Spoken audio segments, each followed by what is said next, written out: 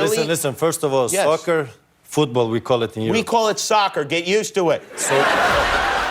스웨덴 축구 스타 질라탄 이브라이모비치가 LA 갤럭시 소속이던 시절 한 유명 토크쇼에 출연해 진행자가 자기들은 축구를 풋볼이 아닌 사커라 부른다며 질라탄을 놀리는 장면이에요. 카타르 월드컵에서 8년 만에 16강까지 올랐던 미국은 여름에서 겨울로 옮겨지면서 열기가 같이 식어버렸다 하거든요. 미국 내 최고의 인기 종목 미식축구 리그인 NFL의 시즌 일정과 겹치면서 그 인기가 묻혔다는 게 전문가들의 판단이에요. 미국의 유명한 스포츠 리그 NBA, MLB, NHL을 포함해 이번 월드컵에 관심조차 박살낸 NFL의 결승전인 슈퍼볼이 매년 2월 첫째 주 일요일에 열리고 있어요. 다음 날인 월요일에는 국경일인 것처럼 회사와 학교가 쉬는 곳도 있다고 할 정도로 미국 사회에서 슈퍼볼이 의미하는 바는 뭘까? 슈퍼볼뿐만 아니라 미식축구와 관련된 모든 것을 운동경기 그 이상으로 생각하는 미국인들과 이름만 들어도 알 법한 국내외 대기업들이 한편에 수백억을 써가며 광고를 내보내고 최고의 가수들이 하프타임 쇼에서 출연료를 받기는커녕 사비로 수십억을 써가며 공연을 하고 지금 이 순간에도 단 4시간의 경기를 위한 티켓이 최소 500만 원에서 최대 5억의 프리미엄이 붙어 팔리고 하루를 위해 7억 마리의 닭이 소비되며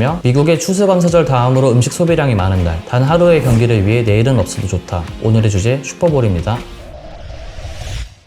여러분은 스포츠 한 경기가 얼만큼의 경제적 가치를 만들 수 있다고 생각해요? 100억? 아니면 1000억? 오늘의 주인공 슈퍼볼은 단 한 번의 경기를 통해 만들어내는 경제적 가치만 따져도 평균 146억 달러, 18조 원이라 하거든요. 지금도 세계의 많은 전문가와 매체에서 예언을 하듯 2023년 슈퍼볼 57의 경제적 가치는 약 20조 원 이상을 예상하고 슈퍼볼 경기가 있는 당일에는 3억 4천만의 미국 인구가 평균 10만 원을 소비한다는 결과가 있어요. 단순 계산만 해봐도 세계 유일 분단 국가이자 국방력 6위인 대한민국의 1년 국방비가 약 58조 원인 걸 함께 보면 얼마나 큰 금액인지 상상도 안 되거든요. 해마다 그 액수가 늘어나는 슈퍼볼은 도대체 뭐길래 이렇게 큰 돈이 움직이는 걸까? 우선 슈퍼볼의 기본적인 내용부터 살펴보면 전략적인 땅 따먹기이자 원초적인 스포츠, 미식축구의 프로리그, NFL 소속 32개의 팀들이 9월을 시작으로 슈퍼볼이 열리는 이듬해 2월 직전까지 시즌을 이어가 정규 시즌이 끝나면 2개의 컨퍼런스, NFC와 AFC는 단판제의 토너먼트 형식으로 플레이오프를 진행해 각 컨퍼런스의 우승팀이 매년 2월 첫째 주 일요일에 제3의 경기장에서 슈퍼볼이라는 이름 아래 맞붙는 경기를 지칭하거든요. 슈퍼볼에 발을 담그는 것까지가 얼마나 힘드냐면 NFL의 역사상 32개의 팀들 중 4팀이 슈퍼볼의 명함도 못 내밀어 봤고 슈퍼볼 우승 경험이 없는 팀까지 합치면 12팀이나 되거든요. 슈퍼볼 56의 우승팀 LA 램스의 경우 우승 직후 팀의 가치가 5조 원에서 약 8조 원으로 뛰었어요. 이처럼 슈퍼볼 우승팀 자체에도 엄청난 경제적 효과를 가져다 줄 수 있으니 자연스레 구단에서는 뛰어난 선수도 데려올 수 있는 거겠죠. 2023년 열리는 슈퍼볼 57은 올해로 57번째 경기라는 뜻이고 1967년을 첫 번째 슈퍼볼이라고 지칭하기도 하지만 1970년부터 지금과 같은 NFC와 AFC의 우승팀이 슈퍼볼에서 만나는 형태가 됐다 해요. 미식축구에 특별한 규칙이라 할 건 없고 공을 발로 차서 넣는 필드골과 쿼터백이 던지거나 건네준 공을 들고 엔드존에 들어가는 터치다운 방식의 득점 형태로 어떻게 보면 또 간단해 보이기도 해요. 우리가 보기엔 여러 스포츠 종목 중 하나로밖에 보이지 않는데 미식축구 팬들을 포함해 세계적인 아티스트 그리고 기업들은 왜들 슈퍼볼과 함께하고 싶어 이렇게 난리인 걸까? 아마도 슈퍼볼에서의 하프타임 쇼나 TV 광고처럼 경기 외적인 부분들 때문이라고 생각하거든요.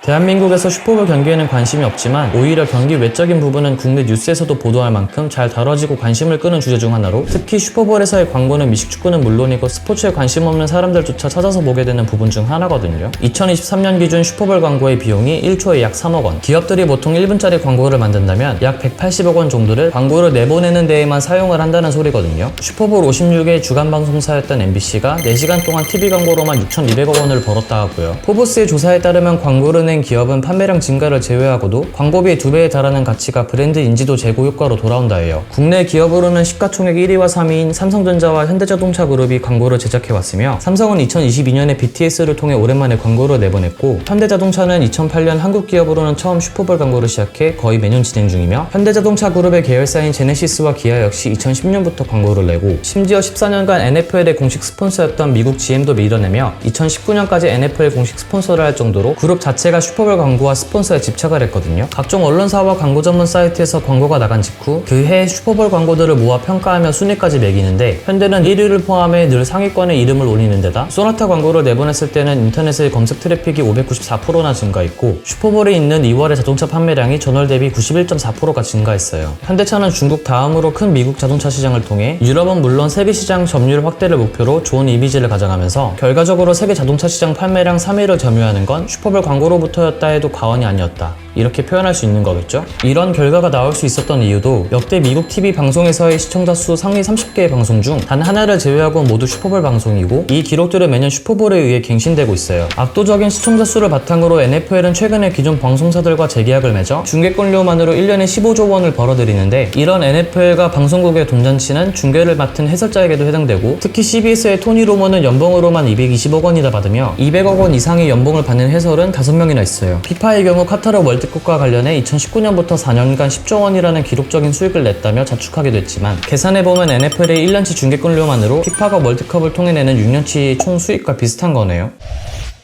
식당에서 콜라를 주문했는데 펩시가 나오면 갑자기 불편해지는 분들이 있죠. 콜라 하면 코카콜라가 익숙하고 더 선호되니 펩시는 무시하고 꺼려하는 경향이 있어요. 펩시와 코카콜라의 소프트 드링크 시장 점유율을 봤을 때 펩시가 밀리는 건 사실이지만 그 격차가 서서히 좁혀가며, 코카콜라와 5배나 나던 소프트 드링크 시장 점유율을 최근 2배까지 좁히며 나름 선방했거든요. 그 결과에 따른 여러 이유 중 슈퍼볼은 전통적으로 경기 중간 가수들이 나와 공연을 하는데, 그 하프타임 쇼에 스폰서가 따로 붙어요. 업계 1위를 노리던 만년 2인자 펩시는 2012년부터 슈퍼볼의 하프타임 메인 스폰서로서 펩시 슈퍼볼 하프타임 쇼라 불렸고, 그 계약 기간만 10년으로 2022년에 종료가 됐거든요. NFL은 펩시와의 계약 종료 후 하프타임 쇼에 새 스폰서를 찾던 중 놀랍게도 새 주인공이 나왔는데, 애플뮤직 슈퍼볼 하프타임 쇼로 바뀌었어요. 스포츠 산업에서 애플의 후원 사례를 본 적이 있나요? 애플이 뭐가 부족해서 5년에 3천억을 내가며 하프타임 쇼의 새 주인공이 됐을까? 애플의 제품이나 서비스는 업계에서 1위 자리를 내주는 경우가 몇 없을 정도로 가치가 높은 기업이지만, 여전히 업계 2위를 기록 중인 서비스가 애플뮤직이거든요. 업계 1위 스포티파이와의 음원 스트리밍 시장 점유율은 2배가량 차이나며, 그 격차를 좁히기 위해 슈퍼볼에 베팅을 했다는 평가가 지배적이에요. 2023 애플뮤직 하프타임 쇼의 첫 주인공은 리아나로, NFL은 마이클 잭슨, 폴 맥카트니, 비욘세, 브루노 마스 등 늘 최고의 가수들을 하프타임 쇼에 세우지만 그 누구에게도 출연료를 지급한 적은 없다예요. 2021 하프타임 쇼의 주인공 위켄드는 사비 78억 원을 더 쓰면서까지 완벽한 퍼포먼스를 보여줬었고요. 2022 하프타임 쇼에는 BTS의 출연설이 돌았었거든요. 아마 하프타임 쇼에서 가장 보고 싶은 뮤지션을 묻는 설문조사에서 BTS가 1등을 차지해서였겠지만요. 하프타임 쇼와 같은 경기 외적인 이벤트까지 슈퍼볼은 어떤 도시에서 개최가 될까? 슈퍼볼 개최지 선택은 NFL 팀을 갖고 있는 30개의 연고 도시에겐 꿈같은 이벤트지만 개최지가 되기엔 까다로운 조건 투성이라 해요. 기본적으로 경기장은 7만석 이상의 규모에 경기장 주변에 숙소와 주차 공간 같은 인프라까지, 무엇보다도 따뜻한 날씨를 가져야 하는데 날씨가 안 되면 돔구장이 있어야 된다고 해요. 이런 까다로운 조건을 맞춘 2022 슈퍼볼 56의 경우 로스앤젤레스는 슈퍼볼이 있던 일주일간 5,900억 원의 경제적 효과를 얻었다고까지 하니 시장과 주지사까지 나서 슈퍼볼 개최를 공약으로 내는 거겠죠? 천주국이라 불릴 정도로 막강한 국방력과 우리가 보기엔 과할 정도로 보장받는 자유를 미식축구 자체에 투영했다고도 해요. 미식축구, NFL, 그리고 슈퍼볼만큼 미국을 잘 나타내는 스포츠는 없다고 하거든요. 국내에서 즐기기에 정서적으로 맞지 않는 부분도 존재할 거고, 경기에서 흥미를 느낄 포인트가 부족할 수도 있지만, 세계에서 가장 비싼 스포츠 이벤트의 일부라 할 수 있는 하프타임 쇼, 그리고 TV 광고와 같은 경기 외적인 부분에서 흥미를 찾을 수 있죠. 경기보다 하프타임 쇼와 같은 이벤트를 즐기기 위해 최소 500만원에서 600만원을 지불하며 찾는 사람도 많고, 심지어 관중의 20%는 개최 도시의 현지인들이라 하는데, 우리 동네에서 슈퍼볼이 열리고 언제 또 슈퍼볼이 열릴지 장담을 못하니 스포츠 이벤트 그 자체를 위해 막대한 비용을 내가며 찾는 거겠죠. 오늘 영상을 통해 흥미가 좀 생겼다면 이번 슈퍼볼 57 같이 볼까요?